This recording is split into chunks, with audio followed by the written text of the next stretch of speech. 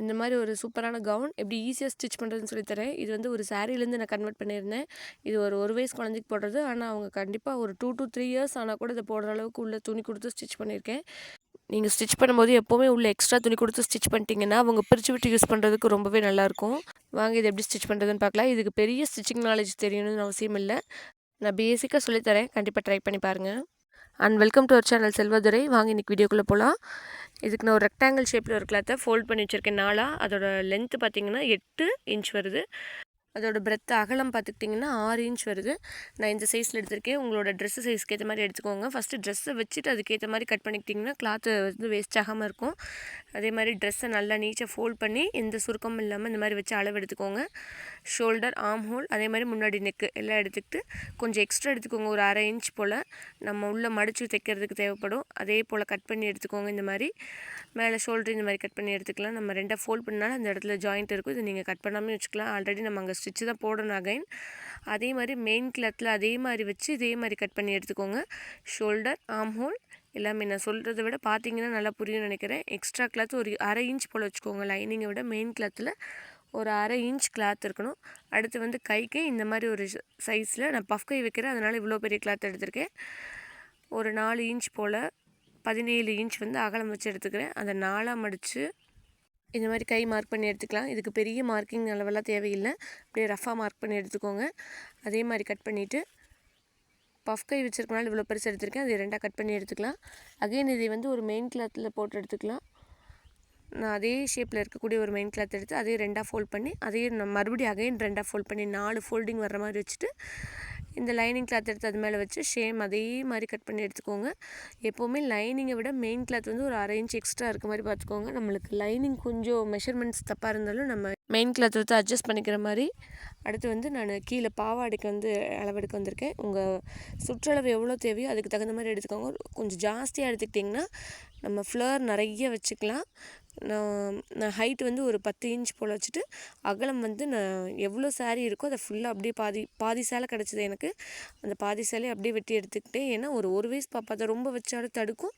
உங்கள் சைஸ்க்கு ஏற்ற மாதிரி பார்த்து வச்சுக்கோங்க. ஆனால் ஒரு 4 டைம்ஸ் ஜாஸ்தி வச்சுக்கோங்க. இப்போ உங்களுக்கு சுற்றளவு வந்து ஒரு 10 போல் இருக்குன்னா நீங்கள் 40 எடுத்துக்கோங்க. அப்போ தான் கரெக்டாக இருக்கும் நல்லா ஃப்ளவர் வச்சு எடுக்க. அதுக்கடுத்து வந்து மேலே டாப் கிளாத் கட் பண்ணி வச்சோம் இல்லைங்களா, அதில் நல்ல பக்கம் அடியிலையும் அது மேலே வந்து லைனிங் கிளாத் போட்டு அப்படியே இந்த ஷோல்டர், ஆர்ம் ஹோலை மட்டும் ஸ்டிச் பண்ணி எடுத்துக்கோங்க. எக்ஸ்ட்ரா துணியெல்லாம் கட் பண்ணி விட்டுக்கலாம். நல்ல கிளாத் வந்து நல்ல பக்கம் அடியில் போடணும். கெட்ட பக்கத்து மேலே வந்து லைனிங் வச்சு எடுத்துக்கோங்க. நல்லா எக்ஸ்ட்ரா கிளாத்தை கட் பண்ணிவிட்டு அதுக்கு மேலே இந்த நெக்கு கிட்டையெல்லாம் லைட்டாக சின்ன சின்ன கட் பண்ணி கொடுத்தீங்கன்னா இந்த மாதிரி நீட்டாக திரும்ப எந்த பிசுறும் இல்லாமல் அந்த ஷோல்டர் கிட்டையெல்லாம் நல்லா அந்த எட்ஜஸெல்லாம் ஷார்ப்பாக வெளியே எடுத்து விட்டுருங்க. அகைன் மேலே ஒரு கிளாத் போட்டிங்கன்னா அகைன் இது உள்ளே போகாமல் இருக்கும். லைனிங் கிளாத் கூட போய் ஜாயின் ஆகாமல் இருக்கும். மேலே ஒரு ஸ்டிச் போட்டு எடுத்துக்கோங்க. அதே மாதிரி 2யும் போட்டு எடுத்துக்கலாம். இதில் அதே மாதிரி ஷோல்டர், நெக்கு எல்லாமே ஒரு ஸ்டிச் கொடுத்துட்டு எக்ஸ்ட்ரா கிளாத் எல்லாம் கட் பண்ணி எடுத்துக்கோங்க. இப்போ பேக் கிளாத்தை மட்டும் கரெக்டாக பேக் கிளாத் எடுத்துக்கோங்க. அதை கரெக்டாக 2ஆக ஃபோல்ட் பண்ணி இப்படி சென்டரில் ஒரு கட் கொடுத்து எடுத்துக்கோங்க. நம்ம கொக்கி பாட் வைக்கிறதுக்காக நான் ஒரு 5 இன்ச் கிளாத்தில் அதை ஒரு 2.5 போல் கட் பண்ணி எடுத்துக்கலாம். ஒரு 5 இன்ச் கிளாத் எடுத்து அதில் 2.5 இன்ச்சாக 2 கட் பண்ணி எடுத்துக்கிறேன். இப்போ அந்த ஒரு 2.5 இன்ச்சை வந்து ஒரு சைடு வச்சுக்கோங்க. இதை நல்லா திருப்பிட்டு வச்சுக்கோங்க. நல்ல பக்கமாக ஃபுல்லாக திருப்பி எடுத்துக்கோங்க. இந்த மாதிரி ஃபுல்லாக திருப்பிட்டு இந்த 2.5 இன்ச்சு அடியில் வச்சுக்கோங்க. அடியில் வச்சு ஒரு ஸ்டிச் ஒரு எட்ஜில் ஒரு 1/2 இன்ச் விட்டு ஒரு ஸ்டிச் போட்டுக்கோங்க. அந்த 2.5 இன்ச் கிளாத் வந்து அடியில் போயிடணும். மெயின் கிளாத்துக்கு அடியில் வர்ற மாதிரி வச்சுட்டு அகைன் அதை மடித்து விட்டுருங்க. நல்லா மேலே இருக்கிற கிளாத்தையும் நல்லா மடித்து விட்டு சென்டரில் போடுங்க ஸ்டிச்சை. ஓரத்தில் போடக்கூடாது. லிப் சைடு ஓரத்தில் போடாமல் சென்டராக பார்த்து போடுங்க. ஏன்னா நம்ம ஓரத்தில் வந்து இந்த ஸ்டிச் போட போகிறோம். அதனால் சென்டராக போட்டு ஒரு ஸ்டிச் எடுத்துக்கிட்டு அகைன் அந்த மேலே இருக்க கிளாத்து இதையெல்லாம் உள்ளுக்குள்ளே மடித்து விட்டு உங்களுக்கு எந்தெந்த இடத்துல கொக்கி வேணுமோ அதை நல்லா மார்க் பண்ணிக்கோங்க. நம்மளுக்கு ஸ்டார்டிங் டாப்பில் ஒன்று வேணும், எட்ஜில் ஒன்று வேணும். சென்டர் நீங்கள் உங்களுக்கு ஏற்ற மாதிரி போட்டுக்கோங்க. ஒரு சின்ன பேக் ஸ்டிச் போட்டு எடுத்துகிட்டு அகைன் இப்படி திருப்பி வி மாதிரி தான், ஆக்சுவல் வி மாதிரி தான் அந்த சென்டராக நம்ம ஒரு ஸ்டிச் போட்டிருக்கோம்ல அது வரைக்கும் போயிட்டு வந்தாவே போதும். ரொம்ப அகலமாக போட்டுறாதீங்க. ரொம்ப குறுகல் வி போட்டிங்கன்னா தான் கொக்கி உள்ளுக்குள்ளே நிற்கும். அந்த மாதிரி பார்த்து கரெக்டாக போட்டு எடுத்துக்கோங்க. கீழே அகைன் கீழேயும் வந்து ஒரு பேக் ஸ்டிச் போட்டு மிச்ச கிளாத்தை கட் பண்ணி எடுத்துருங்க. இப்போ இந்த கொக்கியோட வி பார்ட் முடிஞ்சுது. அடுத்து அந்த கொக்கி பாட்டுக்கு 2.5 இன்ச்சில் ஒரு கிளாத் எடுத்துக்கோங்க. அகைன் இதை மடித்து வச்சா வர்ற மாதிரி ஒரு 1.5 இன்ச் போல் இன்னொரு கிளாத் எடுத்துக்கோங்க. இப்போ அந்த 2.5 இன்ச் கிளாத்தை நல்லா மடித்து அந்த கீழே இருக்க கிளாத் மேலே வச்சுக்கோங்க. இப்போ என்ன பண்ணணும்னா மேலே மடித்து கொடுக்கறதுக்கு கொஞ்சம் கேப் விட்டு இந்த வி பார்ட் போட்டோம்ல, இந்த வி பார்ட் நேராக நீங்கள் மார்க் பண்ணி எடுத்துக்கோங்க. இது வந்து நம்ம மெஷின்லேயே கொக்கி தைக்கிற மெத்தடு. நீங்கள் நூலில் வச்சு தைக்கிறதுனால ஓகே. இது கொஞ்சம் ரிஸ்கியாக தான் இருக்கும். புரிஞ்சுக்கிட்டிங்கன்னா ரொம்ப ஈஸி. இது எப்படின்னு பார்த்தீங்கன்னா, மேலேருந்து ஒரு லைன் போட்டு வந்துட்டு இப்படி டேர்ன் பண்ணி ஒரு பா ஷேப்பில் போடணும். அப்போ நம்ம அந்த பா போடுறது வந்து 2 ஸ்டிச் வந்து அந்த மேலே மடித்து வச்சுருக்கிற கிளாத்லேயும் அகெயின் 3வது ஸ்டிச் வந்து கீழே இருக்க கிளாத்லேயும் விழுந்துடணும். அந்த விழுந்த காற்றுலேருந்து ஒரு 2 ஸ்டிச் போட்டு அகெயின் நம்ம இந்த கிளாத் மேலே ஏற்றிடணும். உங்களுக்கு புரியுமான்னு தெரியல. நான் இன்னொரு வீடியோ கூட இதுக்காக நான் அப்லோட் பண்ணுறேன். இது எப்படி பண்ணுறதுன்னு மட்டும். இப்போ ஒரு கொக்கி வந்து ஸ்டிச் பண்ணி முடிச்சாச்சு. அகைன் மேலேருந்து கீழே ஒரு பெரிய ஸ்டிச் போட்டு வந்துடுங்க. கரெக்டாக அந்த கொக்கி வைக்கிற இடத்துல மட்டும் இப்போ அப்படியே இந்த பக்கம் டர்ன் பண்ணிக்கோங்க. லெஃப்ட் சைட் டர்ன் பண்ணிட்டு 2 ஸ்டிச்சு இந்த ஃபோல்ட் பண்ணியிருக்க கிளாத் மேலேயே அகைன் அதே மேலே 2 ஸ்டிச் போடுங்க. 2 ஸ்டிச் போட்டு அடுத்து 3வது ஸ்டிச் வந்து கீழே இருக்க கிளாத் மேலே விழுந்து அந்த ஸ்டிச்சிலேருந்து கீழே வரணும். அகைன் இந்த பக்கம் ஒரு 2 ஸ்டிச்சு. இப்போ தான் அந்த ஃபோல்டு மேலே ஏறி இருக்குது. அகைன் அதே மேலே திருப்பி 2 ஸ்டிச் போட்டு எடுத்துக்கோங்க. இப்போ அந்த ஃபோல்டு மேலேயே இருக்கட்டும், நம்ம கீழே போக தேவையில்லை. அகைன் ஒரு பெரிய ஸ்டிச் போட்டு இது ஃபினிஷ் பண்ணி கொடுத்துருங்க. இதுக்கு நான் ஒரு செப்பரேட் வீடியோ அப்லோட் பண்ணுறேன். ஒரு 2 கொக்கி எடுத்திருக்கேன். இப்போ நம்ம பார்த்தீங்கன்னா தெரியும் எப்படி போட்டிருக்கேன்ட்டு. அந்த 2 ஃபோல்டை எடுத்துகிட்டு இந்த 3வது கிளாத்துக்குள்ளே இருக்க அந்த ஓட்டை வழியே அந்த கொக்கி போட்டிங்கன்னா அது அழகாக போய் செட் ஆகிக்கும். நம்ம கரெக்டாக அந்த இடத்த ஸ்டிச் பண்ணியிருந்தால் மட்டும்தான் இப்படி நம்மளுக்கு நீட்டாக போய் செட் ஆகும். இல்லைன்னா கொஞ்சம் வேலை செய்கிற மாதிரி இருக்கும். அகைன் பிரித்து விட்டு நீட்டாக இந்த மாதிரி இப்படி மாட்டினீங்கன்னா போய் சூப்பராக உட்காந்துக்கும். பார்த்தீங்களா, இது ரொம்ப நீட் ஃபினிஷிங்காக இருக்கும். நம்ம நூல் போட்டு தைக்கிறதுக்கு இது நல்லாயிருக்கும். இதை வந்து மெயின் கிளாத் மேலே வச்சு தைச்சிக்கோங்க. மெயின் கிளாத்தை மேலே பார்த்த மாதிரியே வச்சு இந்த கொக்கி கீழே பார்த்த மாதிரி வச்சு தைச்சிக்கிட்டிங்கன்னா நீட்டாக வந்துடும். அகைன் இது ஒரு திருப்பினீங்கன்னா இந்த மாதிரி வரும். அது அகைன் ஒரு ஃபோல்டு கொடுத்து உள்ளுக்குள்ளே வச்சு மடித்து ஒரு ஸ்டிச் போட்டு விட்டுருங்க. மேலே இருக்க எக்ஸ்ட்ரா துணியெல்லாம் மடித்து விட்டு நீட்டாக ஒரு ஸ்டிச் போட்டுக்கோங்க. இந்த கொக்கியெல்லாம் போட்டிருக்கனால நம்ம ஒன் சைட் ஃபுட்ரு போட்டால் நல்லாயிருக்கும். நான் அப்போ போடாமல் விட்டுட்டேன். அதுக்கப்புறம் தான் நான் வாங்கினேன் ஆக்சுவலாக. இப்போ நல்லா ஃபினிஷ் பண்ணிட்டு கொக்கியெல்லாம் மாட்டுதான்னு பார்த்துக்கோங்க நீட்டாக. அதுக்கப்புறம் ஷோல்டர் ஜாயின் பண்ணலாம் பார்த்துக்கோங்க. கொக்கி சென்டராக வர்ற மாதிரி வச்சுக்கோங்க. ஷோல்டர் நீட்டாக வர்ற மாதிரி வச்சுட்டு நல்லா ஒரு நீட் ஃபினிஷிங்கில் ஒரு ஜாயின் பண்ணி எடுத்துக்கோங்க நீட்டாக. ஷோல்டருக்கு ஒரு 2 to 3 டைம்ஸ் ஸ்டிச் போட்டு எடுத்துக்கோங்க. அப்போ தான் நல்லா ஸ்ட்ராங்காக இருக்கும். இப்போ நீட்டாக கட் பண்ணி எடுத்திங்கன்னா சூப்பராக வந்துடும். பார்த்துக்கிட்டிங்களா? இப்போ நீங்கள் ஸ்லீவ் வேண்டான்னு நீங்கள் இதோட கீழே ஸ்கர்ட் அட்டாச் பண்ணி ஃபினிஷ் பண்ணிக்கலாம். இப்போ ஸ்லீவ் நான் வைக்கிறனால ஸ்லீவ் ஸ்டிச் பண்ணால் லைனிங் அண்ட் மெயின் கிளாத் எடுத்துகிட்டு மெயின் கிளாத்தோட நல்ல பக்கம் மேலேயும் லைனிங் கிளாத்தும் ஜாயின் ஆகிற மாதிரி மெயின் கிளாத்தோட நல்ல பக்கம் மேலே பார்த்து போட்டு இந்த மாதிரி ஸ்டிச் பண்ணி எடுத்துக்கோங்க. ஏன் அப்படி ஸ்டிச் பண்ணுறோம்னா அகைன் இப்போ நம்ம லைனிங் கிளாத் அடியில் போட்டு எடுத்தோம்னா மெயின் கிளாத் நீட்டாக மேலே வந்துடும். அந்த கீழே இருக்க எட்ஜ் வந்து ரொம்ப சூப்பராக இருக்கும். அகைன் இது மேலே ஒரு ஸ்டிச் போட்டு எடுத்திங்கன்னா அப்படி பெறலாமல் இருக்கும்.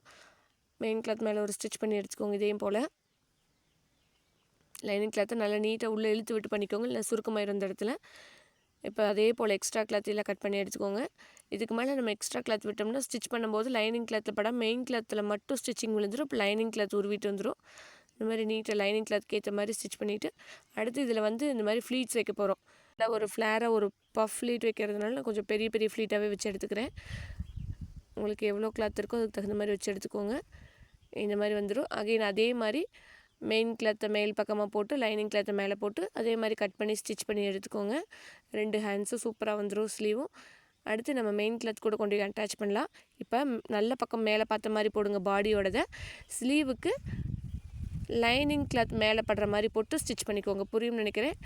பாடியோட நல்ல கிளாத் வந்து மேலே இருக்கணும், லைனிங்கோட நல்ல கிளாத் கீழே போகணும், லைனிங் வந்து மேலே வரணும். நீங்கள் பார்த்தீங்கன்னா புரியும். ஸ்டிச்சிங்கில் நம்ம சொல்கிறத விட பார்த்துக்கிட்டிங்கன்னா நல்லா புரிஞ்சுக்கும். ஒரு 2 டைம் பார்த்திங்கனாவே சூப்பராக புரிஞ்சிடும். அதே மாதிரி நீட்டாக அந்த சென்டர் வந்து கரெக்டாக அந்த ஷோல்டரோட ஸ்டிச்சிங் மேலே விழுகிற மாதிரி போட்டு இந்த மாதிரி நீட்டாக ஒரு ஸ்டிச் போட்டு எடுத்துக்கோங்க. நல்லா இழுத்து கொடுத்துக்கோங்க. கொஞ்சம் அது கசகசன்னு ஆச்சுன்னா அது ஒரு மாதிரி தூக்கிட்டு நிற்கும். நீட்டாக இழுத்து நல்லா ஸ்டிச் பண்ணி எடுத்துக்கோங்க. ஒரு 2 to 3 ஸ்டிச் போட்டுக்கோங்க ஸ்லீவுக்கும். அப்போ தான் எந்த பிரிஞ்சும் வராமல் இருக்கும். ஒரு 2 ஸ்டிச் போட்டு எடுத்துக்கோங்க. இதில் எக்ஸ்ட்ரா கிளாத்தை கட் பண்ணிடுங்க. ஏன்னா குழந்தைங்க யூஸ் பண்ணுறதுனால குத்த ஆரம்பிச்சிடும் அவங்களுக்கு. இந்த மாதிரி நல்லா ஒரு 2 to 3 ஸ்டிச் போட்டு 2 ஸ்லீவையும் நல்லா நீட்டாக ஸ்டிச் பண்ணி எடுத்துக்கோங்க. அதுக்கடுத்து இந்த கொக்கி பார்ட் எப்படி ஸ்டிச் பண்ணலான்னு பார்க்கலாம். அதுக்கு முன்னாடி சைடு பாடியை வந்து ஃபினிஷ் பண்ணி எடுத்துக்கலாம். மேலே ஸ்லீவ்லேருந்து பாடிக்கு ஒரு நார்மல் ஸ்டிச் போட்டு எடுத்துக்கோங்க, எட்ஜு ஸ்டிச்சு. அதுக்கப்புறம் நம்ம வேணுங்கிற சைஸ்க்கு பிடிச்சி அடிச்சிக்கலாம். இப்போ பின்னாடி இருக்க கொக்கி பாட்டை இந்த பக்கம் இருக்கிற கிளாத்தை முன்னாடி பக்கத்தை தூக்கி இந்த பக்கம் போட்டு பின்னாடி பக்கத்தோட மட்டும் கொக்கி மாட்டிட்டு 2 ஈக்குவலாக வர்ற மாதிரி வச்சு கீழே ஒரு ஸ்டிச் போட்டு எடுத்துக்கோங்க. முன்னாடி பக்கத்தை இந்த பக்கம் தனியாக எடுத்து விட்டுருங்க. கொக்கிக்கு மட்டும் ஸ்டிச் போடுங்க, பாடி ஃபுல்லாக போட தேவையில்லை. கொக்கிக்கு மட்டும் ஸ்டிச் பண்ணி எடுத்துக்கோங்க. ஸ்டிச் பண்ணிட்டு 2க்கும் ஈக்குவலாக வர மாதிரி நீட்டாக ஒரே போல் அந்த ஓரத்தை கட் பண்ணி எடுத்துக்கோங்க. எக்ஸ்ட்ரா கிளாத் இல்லாமல், இல்லைன்னா குத்த ஆரம்பிச்சிடும் குழந்தைங்களுக்கு. ஒரே சைஸாக கட் பண்ணி எடுத்துக்கோங்க இதே போல். அடுத்து இந்த மாதிரி பாடி ஃபுல்லாக 2 பக்கமும் ஸ்டிச் பண்ணி எடுத்துக்கோங்க. கையிலேருந்து பாடி ஃபுல்லாக நார்மல் ஒரு ஸ்டிச் போட்டுக்கோங்க. அதுக்கப்புறம் பாடி சைஸுக்கு ஏற்ற மாதிரி நம்ம எக்ஸ்ட்ரா பிடிச்சி அடிச்சுக்கலாம். இந்த மாதிரி ஃபுல்லாக அடித்ததுக்கப்புறமா நெக்ஸ்ட்டு ஸ்கர்ட்டுக்கு போயிடலாம். ஸ்கர்ட்டு வந்து நான் நல்லா நிறைய ஃப்ளீட் வைக்கிறேன். உங்களுக்கு இந்த மாதிரி நார்மல் ஃப்ளீட் வச்சுக்கலாம், இல்லைன்னா பாக்ஸ் ஃப்ளீட்டிங் இருக்கும், அது இன்னும் கொஞ்சம் டிஃப்ரெண்ட்டாக இருக்கும். நீங்கள் அந்த மாதிரி உங்களுக்கு எது பிடிச்சிருக்கோ அந்த மாதிரி வச்சு எடுத்துக்கோங்க. நான் பெரிய பெரிய ஃப்ளீட்ஸாக நிறைய வச்சு எடுத்துக்கிறேன்.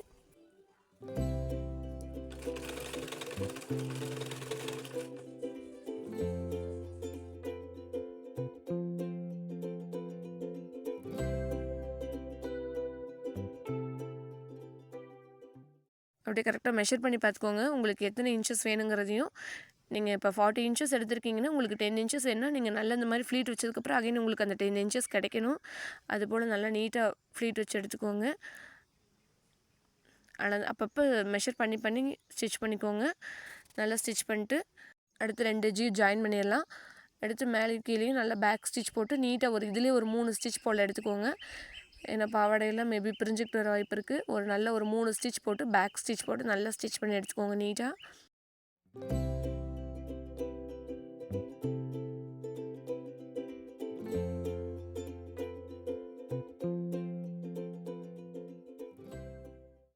நெக்ஸ்ட் வந்து பாடி பட்டியும் கீழே இருக்கக்கூடிய ஸ்கர்ட்டையும் ஜாயின் பண்ணிடலாம். இதுக்கு என்ன பண்ணால் பாடியோட நல்ல பக்கமும் கீழே ஸ்கர்ட்டோட நல்ல பக்கமும் ஒட்டி வர்ற மாதிரி வச்சு ஜாயின் பண்ணிக்கோங்க. பாடியோட நல்ல பக்கமும் ஸ்கர்ட்டோட நல்ல பக்கமும் ஒட்டி இருக்கணும். இந்த மாதிரி போட்டு நல்லா அந்த கரெக்டாக ஒரு 1 இன்ச் கேப்பில் நல்லா ஸ்டிச் பண்ணி நீட்டாக ரவுண்டாக ஸ்டிச் பண்ணி எடுத்திங்கன்னா ஒரு சூப்பரான கவுன் ரெடி ஆயிரும். பார்த்துக்கிட்டிங்கனாவே தெரியும். நான் கொஞ்சம் சிம்பிளாக இருக்குதுன்னு சொல்லிட்டு அந்த லைட்டாக பெல்ட் மாதிரி மட்டும் ஒரு ஆரி ஒர்க்கில் பண்ண லேஸ் இருந்தது, அது வைக்கலான்ட்டு எடுத்தேன் நான். அதோட எட்ஜை வந்து நல்லா இந்த மாதிரி மடித்து கொடுத்துருங்க. அந்த நூலில் பிரிஞ்சிருந்து அதெல்லாம் கட் பண்ணி விட்டு நல்லா உள்ளுக்குள்ளே எடுத்து கிளாத்தை ஃபுல்லாக ஊசிக்கிட்ட கொண்டு போய் நல்லா நிறுத்தி நல்லா பேக் ஸ்டிச் கிளாத் எதுவும் அடியில் இல்லாமல் பார்த்துக்கோங்க. நீட்டாக அந்த ஆரி ஒர்க் மேலே ஒரே ஒரு ஸ்டிச் போட்டு எடுத்துக்கிட்டிங்கன்னா சூப்பராக இருக்கும். நல்லா அந்த ஃப்ரண்ட் பார்ட்டுக்கு மட்டும் வர்ற மாதிரி நான் பண்ணியிருக்கேன், ஒரு ஹிப் பெல்ட் மாதிரி வரட்டும்னு. அகைன் இந்த பக்கமும் நல்லா மடித்து கொடுத்து அந்த எட்ஜில் ஒரு 2 பேக் ஸ்டிச் போட்டு எடுத்துக்கோங்க. உங்களுக்கு பிரியிற மாதிரி தோணுச்சுன்னா நீங்கள் 2 ஸ்டிச் கூட போட்டு எடுத்துக்கலாம். இது மேலேயே ஒரு சூப்பரான கவுன். பார்க்குறதுக்கு பட்டு பாவாடை மாதிரியே இருக்கும், ஆனால் கவுன் தான் இது. இன்னும் கொஞ்சம் உங்களுக்கு எம்டியாக தெரிஞ்சதுன்னா ஒரு ஃப்ளவர் மாதிரி வச்சு மேலே செஸ்ட்டு கிட்ட கூட நீங்கள் வச்சுக்கலாம். சிம்பிள் ஸ்டெப்ஸில் எப்படி ஒரு சூப்பரான கவுன் ஸ்டிச் பண்ணுறதுன்னு சொல்லி கொடுத்துருக்கேன். கண்டிப்பாக நீங்களும் ஸ்டிச் பண்ணிக்கோங்க. கொஞ்சம் கிளாத் மட்டும் எக்ஸ்ட்ரா விட்டுக்கிட்டிங்கன்னா ரொம்ப நாள் வச்சு யூஸ் பண்ணுறதுக்கு உங்களுக்கு யூஸ்ஃபுல்லாக இருக்கும்.